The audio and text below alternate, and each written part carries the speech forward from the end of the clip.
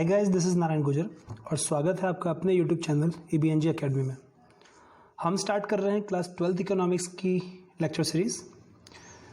ये classes 12th economics के student के साथ साथ फर्दर किसी भी कॉम्पिटिटिव एग्जाम्स की तैयारी कर रहे स्टूडेंट्स के लिए काफ़ी ज़्यादा हेल्पफुल रहने वाले हैं। तो न्यू वीडियोज़ और न्यू अपडेट्स के लिए इस चैनल को सब्सक्राइब करें और अपने फ्रेंड्स के साथ शेयर करें। तो बिना टाइम वेस्ट करे स्टार्ट करते हैं आज का topic. Good morning, students. Now, today's topic is foreign trade on the eve of independence. हम पढ़ रहे थे chapter number 1 Indian economy on the eve of independence. उसमें हम दो टॉपिक कंप्लीट कर चुके हैं। First was agriculture sector, second was industrial sector. अब हम पढ़ने वाले कि 1947 से पहले हमारा फॉरेन ट्रेड कैसा था। मैंने आपको पहले बताया था कि India was known as golden bird, सोने की चिड़िया कहा जाता था भारत, क्योंकि इंडिया से बनी हुई चीज़ें वर्ल्ड लेवल में एक्सपोर्ट होती थी।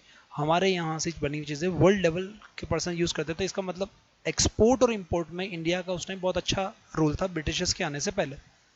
ब्रिटिशर्स ने जो पॉलिसी परस्यू की उससे हमारे यहाँ जो फॉरेन ट्रेड है उस पर पड़ा adverse effect. First one is unfavourable foreign trade. Foreign trade favourable में नहीं था, मतलब जो फॉरेन ट्रेड हम कर रहे थे उसका जो पैसा आ रहा था वो इंडिया के काम में नहीं आ रहा था, वो ब्रिटिशर्स अपने ही काम में ले रहे थे। तो जो फॉरेन ट्रेड था वो इंडिया के फेवर में नहीं था। सबको पता है फॉरेन ट्रेड की अगर मैं बात करूँ, India was only a net exporter of raw material and net importer of finish goods. Most important आपको पता लग गया होगा कि ब्रिटिशर्स ने जो पॉलिसी परस्यू की उसमें सबसे बड़ा रीजन ये था कि net exporter of raw material and net importer of finished goods. सारा का सारा जो हमारा फॉरेन ट्रेड हो रहा था वो ब्रिटिशर्स के साथ ज़्यादा हो रहा था। Britain had monopoly control on foreign trade. तो इंडिया का जो फॉरेन ट्रेड था उस पर ब्रिटेन का मोनोपोली कंट्रोल हो गया। एंड सबसे मोस्ट इंपॉर्टेंट है drain of India's wealth. India में जितनी भी चीज़ें थी वो सब वो ले गए, इंडिया में कुछ नहीं छोड़ा। क्लियर? ये कुछ फैक्टर्स हैं जो हमारे फॉरेन ट्रेड के स्टेटस को बता रहे हैं। अभी इनका हम डिटेल स्टडी करने वाले हैं। अगर मैं फॉरेन ट्रेड की बात करूं, India has been an important trading nation since ancient time. पुराने टाइम से इंडिया जो है वो ट्रेडिंग नेशन था। मैंने पहले ही बताया था सारी चीज़ें यहाँ से एक्सपोर्ट होती थी। But the restrictive policies pursued by the colonial government adversely affected the structure, composition and volume of foreign trade. जितना भी अच्छा हमारा फॉरेन ट्रेड था उस पर जो कॉलोनियल गवर्नमेंट थी उन्होंने जो अपनी रेस्ट्रिक्टिव ट्रेड पॉलिसी लगाई उससे हमारे फॉरेन ट्रेड का स्ट्रक्चर, कंपोजिशन और वॉल्यूम जो था, मतलब क्वांटिटी जो था, वो सब पर एडवर्सली इफेक्ट कर रहा। फॉरेन ट्रेड पूरा खत्म कर दिया उन्होंने। जो हमारा इंडिया के बेनिफिशियरी था वो खत्म कर दिया। बस हमारा फॉरेन ट्रेड रेस्ट्रिक्टेड हो गया ब्रिटेन से। Net exporter raw material and net importer of finished goods. तो इंडिया में बनी हुई चीज़ें लगभग इन्होंने खत्म कर दी। ये कुछ पिक्चर्स हैं जो आपको शो करेंगे कि उस टाइम जो हम चीज़ें वर्ल्ड लेवल में एक्सपोर्ट करते थे। इन पिक्चर्स को आप देख के आइडिया लगा सकते हो कि इंडिया का फॉरेन ट्रेड कितना फेमस था उस टाइम में। कुछ बातें फॉरेन ट्रेड के बारे में, इंडिया फॉरेन ट्रेड के बारे में। Composition of India's foreign trade, India become primary product. अगर हम कंपोजिशन का मतलब होता है कि आप जो एक्सपोर्ट इंपोर्ट कर रहे हो उसमें कितना गुड्स कहाँ किसको एक्सपोर्ट कर रहे हो, किससे इंपोर्ट कर रहे हो। तो अगर हम हमारी बात करें तो हमारा मैक्सिमम इंपोर्ट एक्सपोर्ट हो रहा था ब्रिटेन को। उसमें हम क्या एक्सपोर्ट कर रहे थे? प्राइमरी गुड्स, जो कि सेकेंडरी गुड्स में काम आएंगे।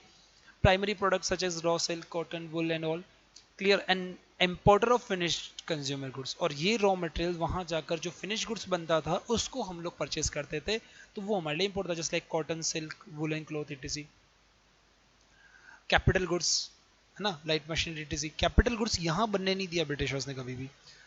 ये तो था कंपोजिशन की बात करते हैं कि आप कंपोजिशन का मतलब होता है कि जो भी आप एक्सपोर्ट इंपोर्ट कर रहे हो उसमें कौन कौन सा गुड्स है, किस किस कंट्री को कर रहे हो। हमारे जो गुड्स हैं, प्राइमरी गुड्स हम एक्सपोर्ट कर रहे थे ब्रिटेन को और फिनिश गुड्स हम इंपोर्ट कर रहे थे ब्रिटेन से। अगर मैं वॉल्यूम की बात करूं, मतलब quantity, volume in India's foreign trade were more than it's import. इसका मतलब हमारा एक्सपोर्ट तो जो था वो ज़्यादा था, इंपोर्ट जो था वो कम था। इसका मतलब आपका जो अमाउंट आएगा वो प्लस में आएगा, इसका मतलब सरप्लस है। बट ये पैसा इंडिया के काम में नहीं आ रहा था।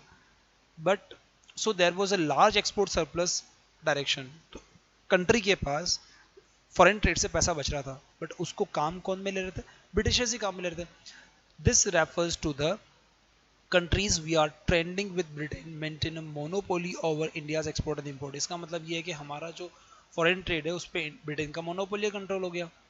मोर than half of India's foreign trade was restricted to Britain. यहाँ से सब समझ में आ जाएगा आपको कि इंडिया का आधे से ज़्यादा एक्सपोर्ट इंपोर्ट ब्रिटेन के साथ रेस्ट्रिक्ट कर दिया गया, while the rest was allowed with a few countries. और कुछ कंट्रीज के साथ अलाउड रखा उन्होंने, चाइना, सिलोन, श्रीलंका जो प्रेजेंट नाम है, पर्सिया जो अब का भी ईरान है। उस टाइम में इंडिया का एक्सप्लोरेशन करने के लिए उस टाइम क्या हुआ, Suez canal was opened in 1869। Suez canal उनको मिल गई थी, इससे इंडिया का एक्सप्लोरेशन और ज्यादा उनके लिए इजी हो गया। अब ये स्वेज कैनल क्या है मैं दिखाता हूं आपको। मैप नजर आ रहा है, ये यहां पर आपका इंडिया है और इधर मान लीजिए आपका ब्रिटेन है। क्लियर। पहले वो यहां से पूरा अफ्रीका का चक्कर लगाकर, है ना, पूरा इधर से आकर फिर वो इंडिया आते थे।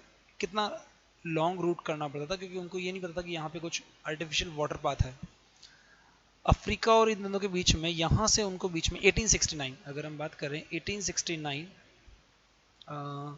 Suez canal is an artificial waterway running from the north to south across the isthmus of Suez in north eastern Egypt. मतलब ये बीच का जो वाटरवे था इनको 1869 में मिला। अब इनसे क्या हुआ, ब्रिटिशर्स के लिए बहुत काम इजी हो गया। अब वो यहाँ से होकर डायरेक्ट इंडिया पहुंच जाते थे, उनका इंडिया आना जाना बहुत ज़्यादा कन्वीनियंट हो गया। टाइम और कॉस्ट, पैसा दोनों बच गए। तो हम वो पहले जितना इंडिया से लेके जा रहे थे, जितना टाइम लगता था, अब उनको आधे से भी कम टाइम में वो उसको लेके जा रहे थे। तो हमारा यहाँ से ड्रेन होना और ज़्यादा हो गया। Clear. It reduce the cost and time of transportation. तो ट्रांसपोर्टेशन का टाइम और कोस्ट दोनों बच गए। Clear. Made access to the India's market easier. अब उनके लिए इंडिया तक आना इजीली हो गया। In other words, exploration of India market was now easier. अब उनके लिए इंडियन मार्केट का एक्सप्लोरेशन करना और ज्यादा कन्वीनियंट और इजी हो गया। क्लियर। इंडिया में जो भी अच्छी चीज़ें थी वो सब वो वहाँ ले गए। मतलब इंडिया का जो वेल्थ था, अगर मैं बात करूँ टेक्नोलॉजी की, इंडस्ट्रीज खत्म कर दी, यहाँ का रॉ मटेरियल बहुत वर्ल्ड फेमस था, वो सब वहाँ ले गए। मतलब इंडिया को उन्होंने खाली कर दिया था। इसे बोलते हैं ड्रेन ऑफ इंडियन वेल्थ।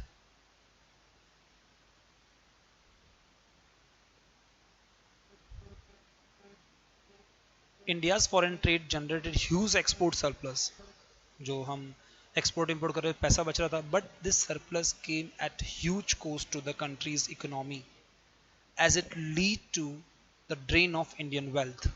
बात समझ में आ गई कि क्योंकि ब्रिटिशर्स ने यहाँ पूरा सेटअप कर रखा था, आर्मी सेटअप थी, एडमिनिस्ट्रेशन था, तो जो कोस्ट, जो आपका एक्सपोर्ट इंपोर्ट से पैसा बचता था वो यहाँ के एडमिनिस्ट्रेशन में खर्च हो रहा था, हमारे ऊपर खर्च नहीं हो रहा था।